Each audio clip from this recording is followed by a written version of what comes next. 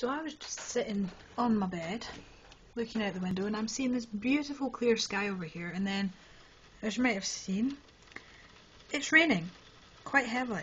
And I'm like, well, if the sky's clear, how can it be raining? And then I looked over there. Look at that. I'm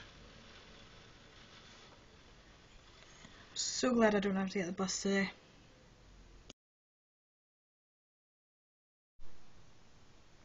This is literally 5 minutes after that last clip.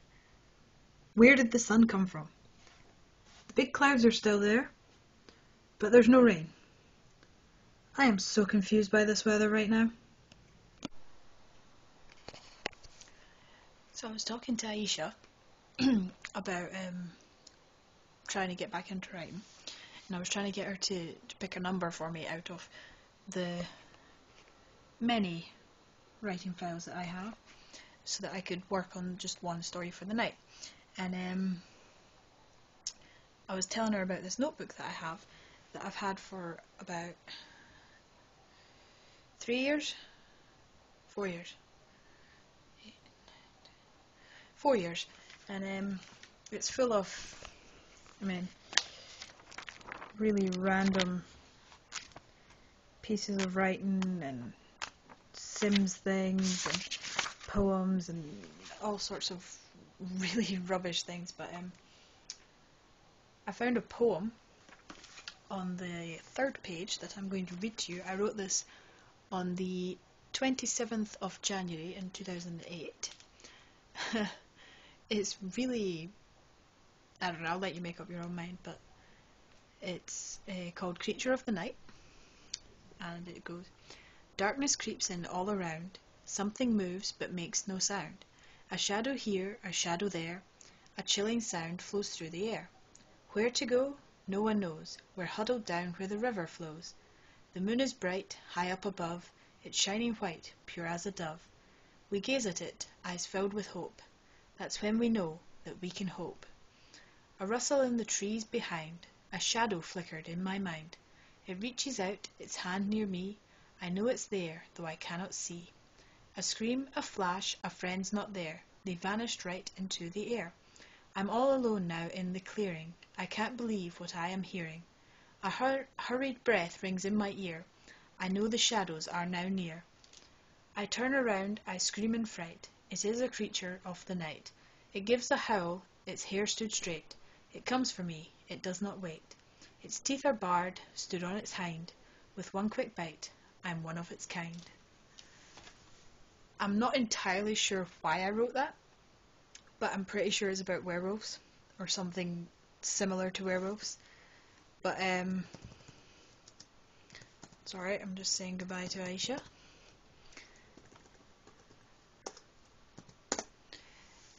Yeah, there's another little page, a few pages on, if I can find it.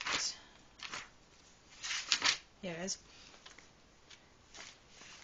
I don't know why, but sometimes when I'm writing notes to myself, I write them as if I'm talking to myself. So this one says, I need an idea, a great idea that will flourish and grow. I need an idea so great people will be awed when they hear it. It needs to be something that people will love for generations to come. A story that will be read even after the pages are yellowed with age. The only problem is getting the idea. That's the hardest part, but once you've got the idea, you're well on your way to the next bestseller. So let's write down some ideas, shall we? Then we can pick one to start with and go from there. And then the ideas were: an old man tells an unexpected secret to his granddaughter on his deathbed.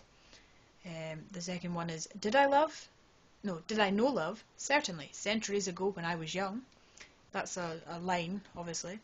The third one is, everybody has fairy tales that they loved from childhood. Write the same story but with a different twist on things. The fourth one is, a young girl wakes up in a ditch and has no memory of who she is or how she got there. She walks to the nearest town and no one knows her either.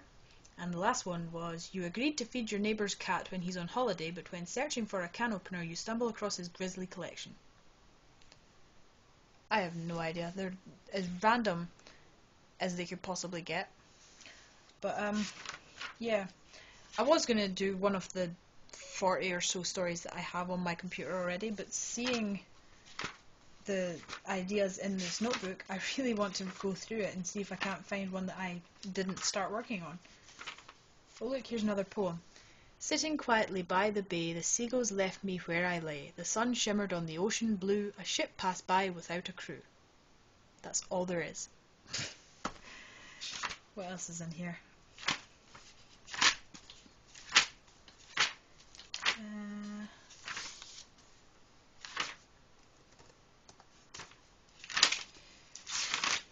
That's all Sims things.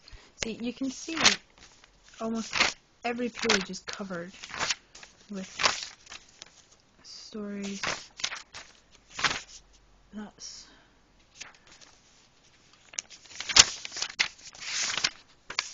okay. For some reason I have wrestlers' names written down here. Why, I'll never know.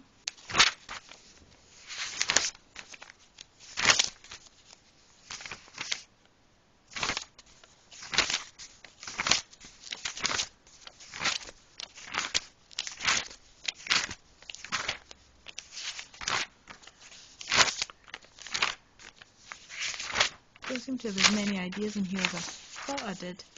That's a shame.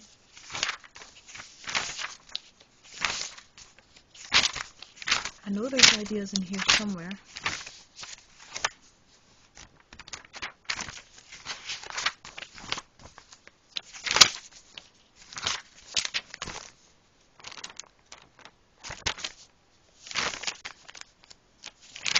Here's a Nano 07 thing. Oh, that's the rewriting. Never mind. Oh, here we go. This right here says, for February, so this was obviously a Rye thing. For February I was going to write, ordinary girl, artist slash writer, one day discovers that she has special powers, telekinesis slash pyrotechnics. A new kid starts to show up everywhere she goes, college, neighbourhoods, shops. She gets visited by a strange eccentric person who warns her that the kid is after her powers. He gives her a gift, a pencil. She's a little unsure of the gift, but when she uses it, she discovers that whatever she draws on paper comes to life, and whatever she draws on walls, doors, windows, etc. become real. She now has to learn how to use the pencil properly before the mysterious stranger finds her and tries to steal her powers and use them to destroy an underground organisation who is out to get them both. I have really, truly no idea how my brain works sometimes. There's another one on the next page, but no, here we go. Scottish girl moves to America to get a job and start a new life. She makes plans to stay with a family in Illinois and then flies out. She arrives and the family want to drive to Tennessee. Girl goes with them, but they dump her on the highway in Indiana, leaving her with nothing but the phone in her pocket. She keeps walking along the highway and follows rail tracks until she reaches Tennessee. While leaving the train station, she bumps into two men who offer to help her. They take her back to their hotel and help her clean up. She's attracted to both men and they are both attracted to her. They help her to get a job and the three of them move into a house together in Tennessee. Lots of things happen, including one of the guys and the girl dating, the girl being kidnapped by the family that dumped her, etc. But in the end, the girl and the guy she chooses live happily ever after. P.S. Not sure whether the other guy dies. That is how my brain works. Aren't you glad I shared that with you? I'm going to go now because it's just after 9 o'clock and I do want to get some writing in today before I upload this and whatever, so I will see you tomorrow.